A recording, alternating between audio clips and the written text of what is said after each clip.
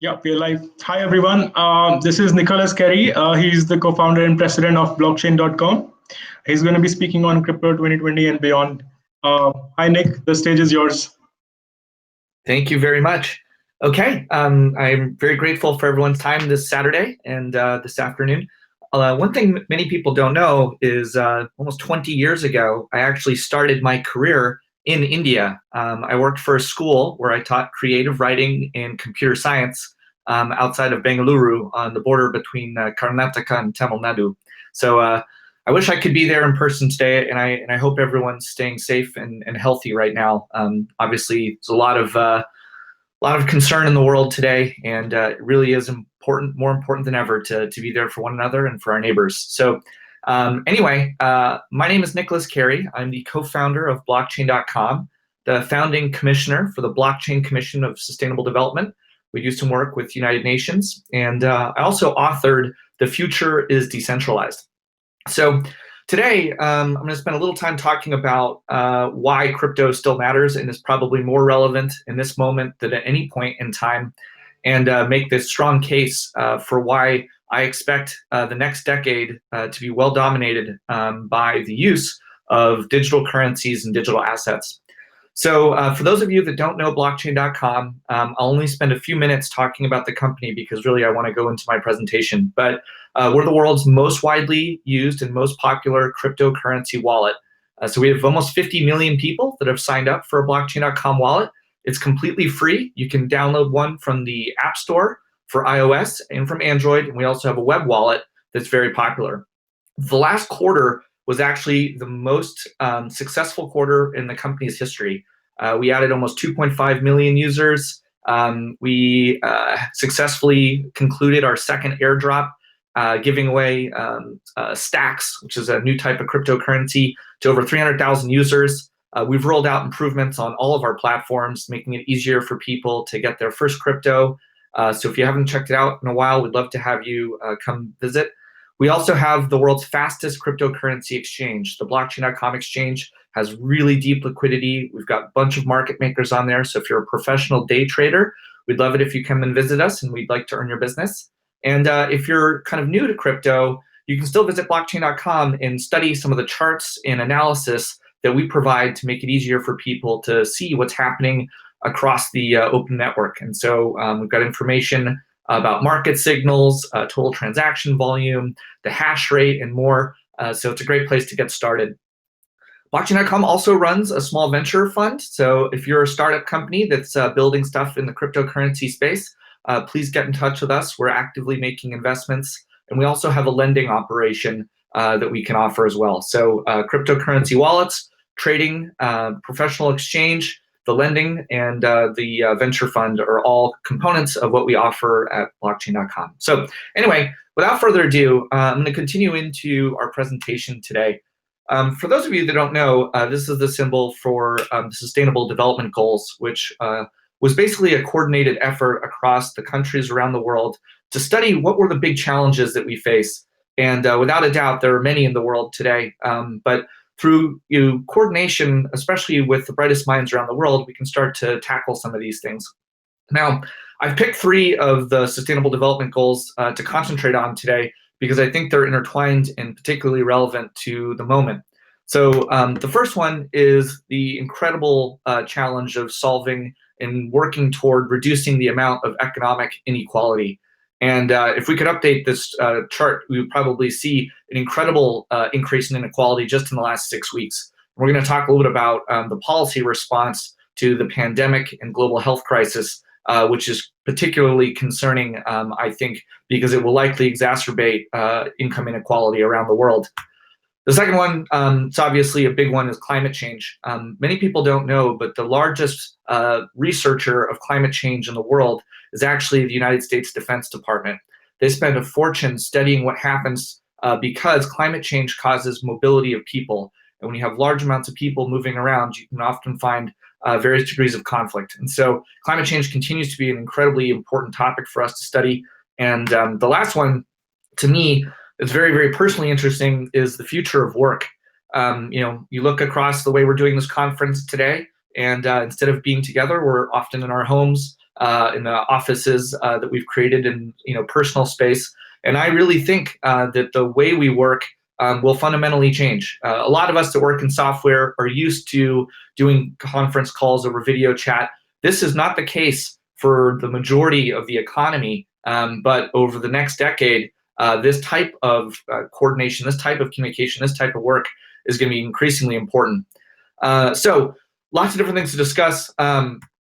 We are entering right now something I like to call the fourth industrial revolution. And I didn't come up with that term. The World Economic Forum coined it. But it's important to study what's kind of happened in the economy in the last 150 years. And there's been 4 significant reorganizations. The first one was when humans harnessed the power of steam. And they created the first engines that made it possible for us to crush wheat at great scale. The next was the design and development of the assembly line, where we were able to manufacture goods at scale with a high degree of mechanical precision. The third industrial revolution was basically the computer age, or what we call the PC revolution. And probably many of us on the phone call were sort of grown up with that. But there's something new happening, which is that there's now software that's wrapping itself around the whole planet and allowing us to share valuable and precious information quickly, instantly, all over the earth. And as those systems start to merge with the physical automated ones, we're going to have this sort of really interesting mesh. And it's very likely that these systems will need to be able to transact with each other more than just sending information, but actually sending value. So it's important to think about just how fast some of these things have changed. 60 years ago, cars didn't have seat belts, didn't have any safety systems on them, and only very few people could afford them. And they were basically, driving explosive bombs. So in just 60 years now, an entry-level vehicle actually has hundreds of cameras on it, can drive itself, and is fully electric. So that's pretty cool. We went from having just 2 television screens or 2 television channels to the ability for us to have the entire catalog of all filmed entertainment available via the palm of your hand. Same is true of music. They used to have records, and now the entire spoken word of all mankind can be instantly streamed right into your headphones, which is amazing if you think about it. And finally, we've tried all kinds of different forms of money, and we went through an era of using banknotes, and now we have computer software that can replicate the specific properties that make money useful for the age of the internet. So across every single industry, we've seen a driving movement toward digitization. So human beings have always optimized their environments. We used to live in caves. We invented the wheel. We paved roads. And there's no reason why we can't improve the way we design our money as well. And so I want to talk a little bit about that, because most of the people on this call and everyone we know spends most of their career and most of their life in the pursuit of money. And I don't think enough people take a pause to think about, why does money have value and where does that value come from? And so I'm going to spend a little time thinking about that.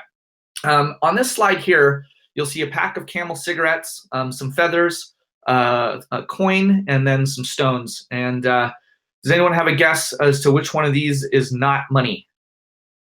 Well, I know we don't have the interaction today, but actually all of these have been used as a medium of exchange and store of value. Cigarettes were used in World War II between soldiers. Those feathers there are from a quetzalcoatl, which is a special type of bird, and the Mayans absolutely were obsessed with these, and they used them to perform commerce. Quetzalcoatl feathers were very rare, and they were a sign of distinctive wealth. Of course, a Roman gold coin, and then on the right are these large stones that are from the South Pacific. And when they were discovered by a Western explorer, and that explorer learned that they basically represented value, he went to a neighboring island, carved out a whole bunch of similar type stones, brought them back, and basically debased the island's currency and broke the economy by counterfeiting their currency. But the important thing here is that we've tried all kinds of different forms of money. And money is really just a social construct. It's older than written word, and it broadly can be understood as essentially a collection of systems that facilitate trading wealth. So there are three properties that money really needs to have. One, it needs to be a medium of exchange for the transacting of goods and services. And you want to be able to solve the double coincidence of wants problems, or what is otherwise known as the double spending problem. I can't give Vinay $1 and then spend that same dollar at a store with Akash. So I need to have kind of counterfeit resistance designed into my type of money. You want your money to have a store value, so it retains its purchasing power in the future. And this is why we don't use grains of sand or not feathers anymore, but maybe blades of grass as a type of money. And then finally, there's some math involved, and you want to be able to have your currency basically be units of account, so that you can price things at different levels. And so you can own 1 rupee or a dozen rupees or 100 rupees, or in the context of dollars, $1 or 100 pennies. Those are all things you might want in your currency. There are some features, though, you probably want as well. And I think this is where cryptocurrency and digital currency get particularly interesting, because if you wanted to design money for the age of the internet, and you were thinking about it and you wanted to put up a whole bunch of ideas on a whiteboard, what properties would you want your money to have when you need to be able to move that value anywhere in the world quickly, instantly, and basically for free in a highly secure way? Well, you need your money to be fungible, so one piece needs to look like the next. You want your currency to be durable, so it shouldn't be fragile, and it probably may not make sense anymore for it to be physical. We know that just from a sanitation perspective and a hygiene perspective, cash is actually very dirty, and especially in the context of COVID now, I expect to see the war on cash continue to rage. You need your currency to be counterfeit resistant. You should be able to divide and recombine it. And then there's some really important questions about the economics of that currency. How much is there and how much should there be? And that money maybe should be digital. And that is the real context for which enters cryptocurrencies. We have a world now that's highly integrated. Supplies come from all over the place, and commerce occurs on a truly global level. So it makes sense to me that we have an economic fabric that allows us to move value across supply chains and get it where it needs to go. So we need a transaction network that spans the world. And that transaction network needs to have three things. It needs to have a currency, it needs to have a ledger, and you need to have settlement with a high degree of finality. So fortunately, the Bitcoin blockchain and many of the other public ledger technologies have all three of these capabilities. Now, since the time of the Medici family, when really modern banking was invented, all of that was done in the context of a centralized clearinghouse or centralized ledger, where one person or an authority kept track of who owned what. And this was a highly innovative solution for the time, and definitely brought some important features to how we think about transaction systems. We still have a lot of these centralized ledgers, and this here is a photo of the United States Federal Reserve, which is the most powerful and largest of the national banks that prints the almighty US dollar. So the world's reserve currency, currently printed by the United States Federal Reserve. Now, just in the presentation before mine was a nice overview of something we like to call in the finance space fractional reserve.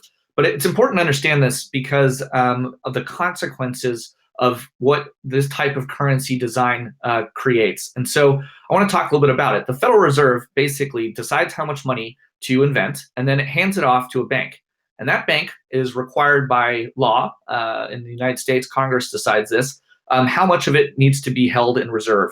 And then the bank's business model is to loan that money out to businesses and individuals and institutions, who then go out and buy stuff and build things and deposit money in the bank, which then holds that in reserve and then loans out even more. So for every $100 that gets created out of thin air by the central bank, into the system flushes up to 1,000 newly created digital dollars that are often actually not physically represented at all. And so this is what we know as kind of currency inflation. But the scale at which this is happening today in the context of unlimited quantitative easing, which is just a fancy way of saying unlimited money creation, is really astronomical. This is a chart that shows the total currency supply. You'll see here the big jump in March, and if we had April in there, it would be even more impressive. So when we study economics, when we're students in university or in school, we know that there's supply and demand. And if you create an enormous amount of something and massively increase its supply, over time, the value of that thing decreases. And so this is a chart that shows the relative value of purchasing power of the US dollar over the past 100 years. And you'll see here, it's basically completely collapsed. But there's just so much money flushing through the system. We haven't really been able to study this, and it happens so slowly on a day-to-day basis, we're not really aware of it. But this chart always is a stark reminder to me of what happens when you mess with the currency supply. So what if you could develop a new type of currency where maybe the instructions for the amount of money were hard-coded into a program that anyone in the world could accept? Well, insert distributed ledgers, or what we like to call a blockchain. And the very first one was, of course, the Bitcoin network, which is now over a decade old. And the really revolutionary idea it proposed was a special type of transaction network that prevented double spending. And essentially the way it works is every participant in the network gets a copy of that ledger that is simultaneously updated whenever one party moves value across the network. And for maintaining the integrity of that ledger, the currency system actually rewards the users of the network.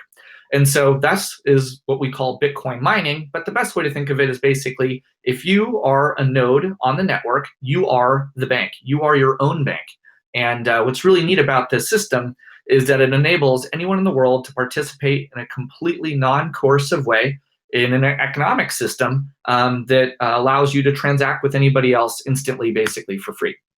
So we're seeing a change in the security design of especially large computing systems today. In the early part of the internet, all of our server systems were command and control, centralized servers, big racks, and one server basically decided what would happen. And then we entered the cloud era, and we're now moving into an era where there's sort of a need to revisit the security design of the internet and make it more resilient. And I really love all the projects that are focused on this in the cryptocurrency space specifically, because they have just a much better design from a resiliency and privacy perspective. So if you've never seen a cryptocurrency wallet, I'm sure many of the people here have. This is an updated screenshot of the blockchain.com wallet. And basically, anyone can start this right now. It doesn't matter where you're from in the world, what your credit score looks like or how educated you are. Anyone can sign up and start to use a wallet like this. And this is a big deal because if you wanted to go try and set up a US dollar bank account or a Singaporean bank account or a Swiss bank account, it takes an enormous amount of time and paperwork and cost. But with software, anyone can sign up. So in Bitcoin land, a very, very special event is about to happen. And we call it a halving or the halvening. But when the original network was launched, it was hard-coded that the currency supply of Bitcoin would have a fixed and limited amount, and there would only ever be 21 million. And the persons or the team that originally created Bitcoin developed a very clever schedule for distributing newly minted coins. And so every 4 years, the total amount of cryptocurrency that gets minted and rewarded to the people that secure the network decreases by 50%. So why would they do this? Well, there'll be a debate about this, by the way, forever. And the good news is Bitcoin is just one of many different cryptocurrencies now that is offering a different economic model. But Bitcoin's economic model is particularly compelling for a few reasons to me. It mimics the design of rare earth minerals, but gives them digital properties. So just like there's a fixed and limited supply of oil or gold in the Earth's crust, those molecules, well, there's a fixed and limited supply of the total amount of cryptocurrency that specifically Bitcoin will ever have, and it's fixed at 21 million. And so just in a couple of days here, there'll be the third halvening. The first one happened in 2012, the next one in 2016, and just around the corner here, we'll have the next halvening where the total currency supply that is being minted roughly every 10 minutes will decrease by 50%. And the reason this is kind of interesting is because now we have had 2 halvenings. We can really sort of study what occurs when you have a constant amount of demand, but a reduction in supply. And so if something is useful and something is scarce, it commands a market price. And if that scarcity increases because there's less of it, logic should suffice that that would become more valuable. And so we're not sure exactly what will happen, of course, but some people say that the cost of mining will drop this year because the primary inputs, especially around energy, have actually become so cheap. Oil futures went negative, as many people have been commenting on. But the hash rate for the crypto network is at an all-time high right now. And that is really exciting. So anyway, this chart shows the run-ups, basically before and after a halvening. And we're in the middle of one right now. So the implications to me of digital money are very, very significant. It will be impossible for the legacy financial system to bring billions of people into the economic fabric of the internet. They're just not capable of it. It's an analog system for a digital world. And so we need to have an economic fabric and digital offering that brings billions of people into the economic influence of the internet. And my big thesis is the internet will be the world's growth engine heading out of this recession or depression, whichever we're in right now is unclear still. But we're going to need to leverage and use the capabilities of the internet to shape the economic futures of all of us. We have countless examples now in history, and we're living in a moment of history where policymakers, they play God with money. And if you create or change the supply of currency too rapidly, you break the social contract that people have with it. And remember when I said, what is money? Well, it's just a social understanding of how we exchange wealth. And when a third party comes in and tinkers with the chemistry of that, you get catastrophic consequences. So this is the total amount of cash that you need in Venezuela to buy one chicken. And that's because they've experienced hyperinflation. But the design of the Venezuelan currency is no different than the design of the dollar or the euro or the pound or the rupee. And we're not yet at a societal level where that social contract is completely broken. But I would argue that on a day-to-day basis right now, we're seeing incredibly painful reminders. It doesn't really make sense that the stock market in the United States is already back at nearly an all-time high, while we've just seen the unemployment numbers showing that over 30 million people are now unemployed in the United States. And I read a shocking statistic for India saying over 100 million people now out of work. And, many of these people are already not on strong financial footing at all. If they even have a month's worth of savings, they're lucky. And so I am very concerned about what is happening there. Financial inclusion is an obvious one. We need to give people tools so that they can even begin to join the market and share their skills and arbitrage those things. And so the only way to do that, in my view, is to make it more affordable and basically free for all people to transact with each other. And so, one of the tools we'll need for that are smartphones. And, the cost of smartphones has dropped significantly over the last decade. It's continuing to drop. And there'll be billions of people that now, with an Android or an Apple phone, will be able to access all kinds of important financial services, including the ability to send, receive, secure, trade, invest, to get insurance, and much more. There's some really interesting projects in the cryptocurrency space related to intellectual property.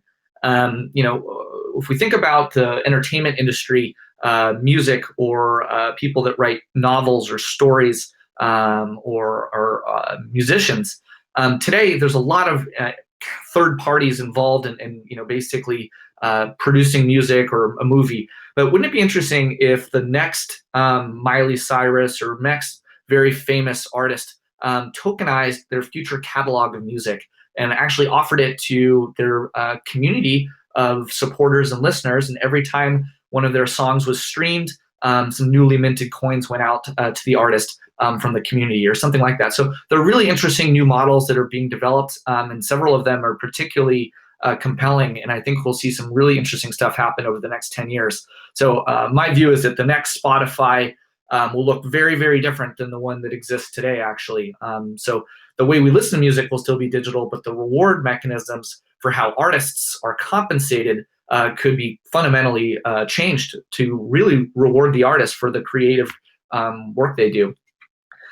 Education is going to really change a lot over the next couple of years. Most universities right now are either entirely online or not accepting students because of the risks of physical contact due to the COVID situation. So I anticipate significant changes on the digital scale there. And I can tell you that I'm doing lectures on a weekly basis talking about cryptocurrency with leading academics and universities around the world right now. So very interesting stuff. And then finally, putting in the context, interesting problems that most businesses face is how do you do payments at scale? If I'm hiring developers that work in Ukraine or in India, and I live in Europe or the United States, making payments across borders is still really, really painful. Many of us in the Western world, we have access to credit cards, but these are flawed. They have crazy rates on them that absolutely gouge, people that don't understand interest rates.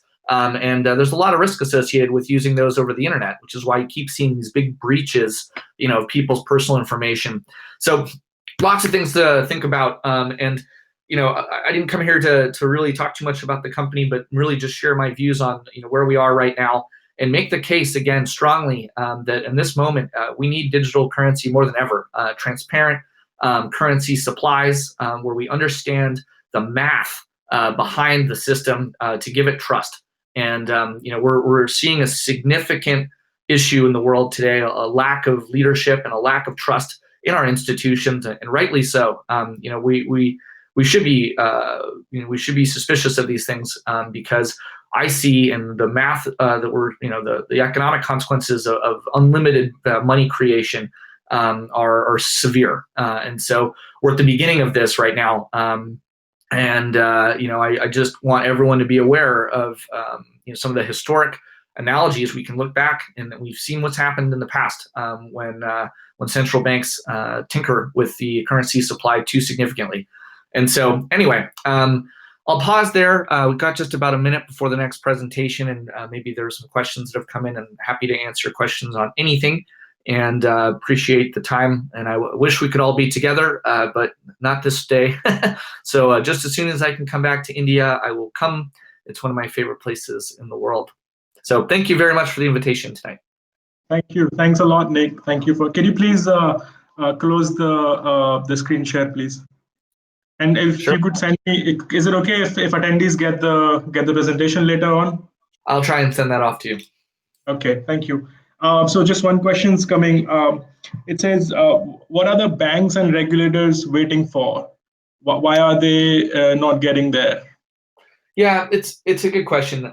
So to be candid, for the last 7 years, I've had exactly the same conversation with policymakers and bankers and people that work at central banks. And there are some jurisdictions that are moving much more quickly. The UK, Switzerland, have very progressive stances around crypto. They see it as an important tool. And there are other places that are still learning, and it just takes a long time to convey these concepts. And so my view is that we all have to keep being patient with it, and it requires everyone on this call to explain to their friends and family why cryptocurrency is useful and valuable.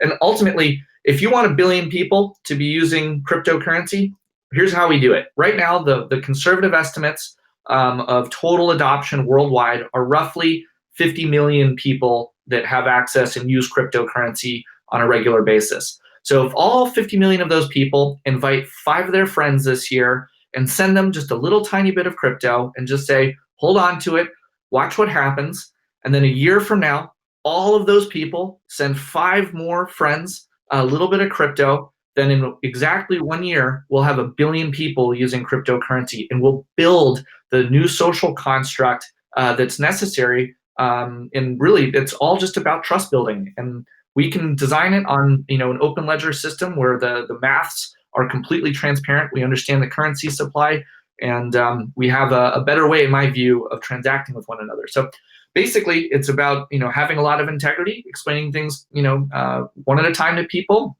and just persistently doing it. And I don't think it's going to happen overnight. And that's okay. The harder things in life take time, and this is well worth everyone's effort. So we really need to support each other. Yeah, just one last question we'll take from the audience. I'll ask Abhishek to, he wants to ask a question. Sure. Yeah, here he comes. Hi, Nicolas. Hey, how are you? Abhishek from CA. I'm good. We actually were met back in 2018 at the Block Show. I have a quick question with you. Oh, good. Back in 2017, blockchain invested was $70 million on Uno coin. So how is that partnership coming along? And will you be willing to collaborate with any Indian crypto startups, any more Indian crypto startups? And if yes, how to apply? Great question.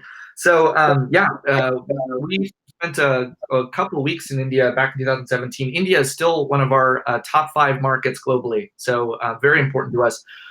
We wanted to partner with Uno Coin at the time to have an on-ramp to make it possible for people to get into the cryptocurrency community. And obviously, the RBI and the policy makers in India took a very very stance toward crypto, which was it really stepped back, without a doubt, completely stepped back adoption in India. And I felt terrible for the Uno Coin team, because it's very hard to operate when you have policymakers and regulators basically putting up roadblocks, preventing innovation, and obviously guarding the legacy financial players there. So my view is we are eager to partner with firms in around the world, and certainly in India, and would welcome anyone that's working on, especially on ramps. I think from either Paytm or the banks within India to legally move currency into crypto and do that in a compliant way. And so if anyone's working on that here, my email address is Nicolas, Nicolas@blockchain.com. Please send me an email, and I want to talk to you. I still have your visiting card. I'll email you about my startup's detail. I would love to hear about it. Okay, I don't want to take any more time from the other guests. So right. Great to see you guys. Can we see you backstage for 2 minutes? Yeah.